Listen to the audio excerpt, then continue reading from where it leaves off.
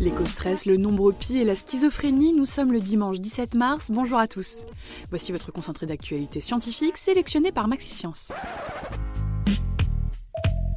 La différence entre l'homme des cavernes et nous, c'est le résultat de la science. Et ce n'est pas une opinion, c'est de la science.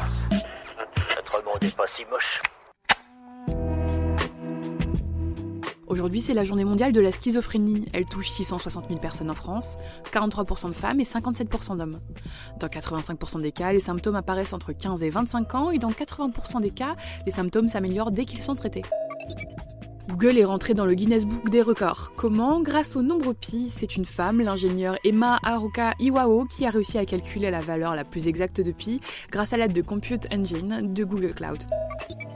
Des médecins espagnols rapportent dans la revue BMJ un cas d'allergie soudaine à un antibiotique après un rapport bucco-génital. La patiente a développé une réaction allergique médicamenteuse juste après avoir avalé le sperme de son partenaire. Vous êtes angoissé, stressé, vous souffrez peut-être d'éco-anxiété ? C'est une forme d'angoisse à l'idée que le réchauffement climatique ou l'effondrement de la biodiversité détruisent la planète. Super, j'adore. Alors écoute-moi bien, je vais essayer d'être clair avec toi. Ouais, génial. On sait que le chien est le meilleur ami de l'homme et de la femme, mais la science est là pour l'aider à le prouver. Selon une récente étude, nos compagnons à quatre pattes arrivent à savoir quand nous sommes malades, tout simplement car notre odeur corporelle change et que les chiens arrivent à le percevoir. Huawei, constructeur de téléphones chinois, vient de déposer un brevet pour une idée plutôt originale. Un smartphone doté d'un second écran carré au dos. L'écran pourrait servir de miroir, mais surtout servir à la reconnaissance faciale afin de débloquer le téléphone. Greta Thunberg est une Suédoise de 16 ans. L'année dernière, elle a séché les cours pour aller manifester devant le Parlement suédois. Son but, dénoncer l'inaction face au réchauffement climatique. Un acte de protestation que des jeunes du monde entier ont fini par imiter. Elle vient d'être nominée pour le prix Nobel de la paix.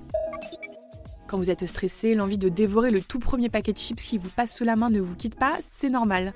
Le stress augmente les besoins de l'organisme en magnésium, en glucides et en vitamine B, ce qui génère des envies de consommer des aliments qui n'ont que peu d'intérêt nutritionnel. C'est tout pour aujourd'hui. Vous aimez le podcast Maxi-Science ? Faites-le savoir avec une note ou un commentaire. Vous pouvez le faire sur les applications Deezer, Spotify et Apple Podcast. En attendant, on vous dit à demain pour de nouvelles actualités scientifiques. Voilà. Il ne reste plus qu'à vous remercier de votre attention. Au revoir.